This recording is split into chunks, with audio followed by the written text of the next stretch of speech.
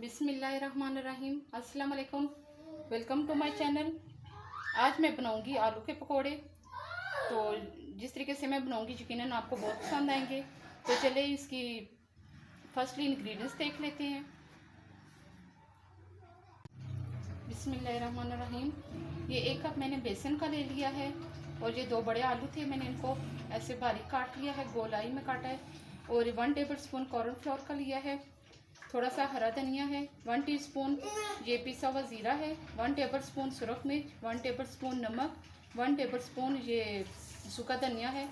नमक मिर्च आप अपनी मर्ज़ी के हिसाब से डाल सकते हैं, जितना आप खाते हैं।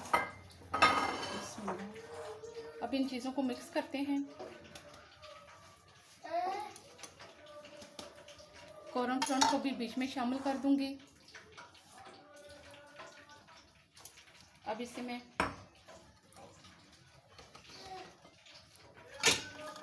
ये सारे मसाले भी मैं शामिल कर दूंगी इसमें।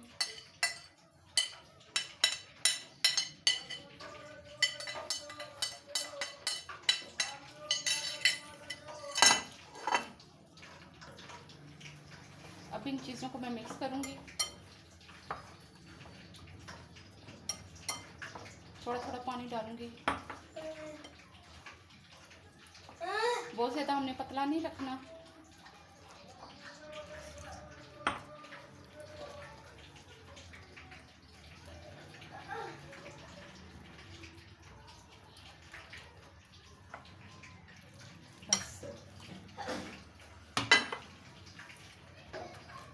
अब इसे मैं तकरीबन 5 मिनट के लिए ना अच्छे तरीके से फेंटूंगी।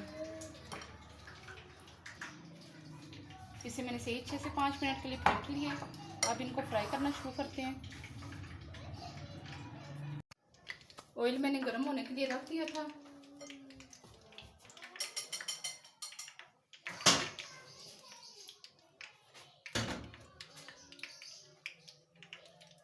अब बेसन में एक पीस करके डालती जाऊंगी। इसी तरीके से मैं सारे पीसेस शामिल कर लूंगी।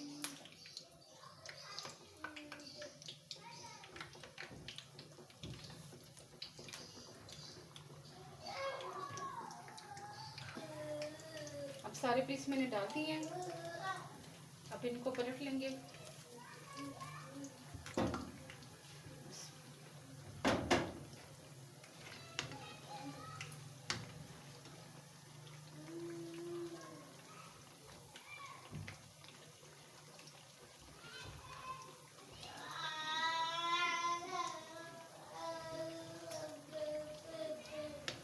अब इस तरफ से भी अच्छे से पकने दूंगी।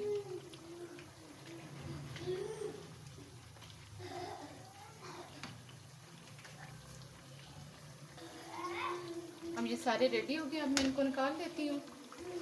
बहुत ज़्यादा डार्क कलर नहीं करना, लाइटली अच्छा लगता है। अंदर से आलू भी पक गए होंगे।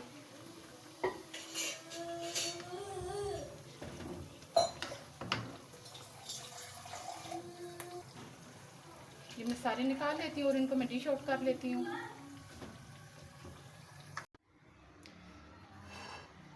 आलू के पकौड़े रेडी हैं। इस तरीके से आप बनाइएगा, यकीनन आपको बहुत ज़्यादा पसंद आएंगे। ये देखें सही फूले फूले बने हैं।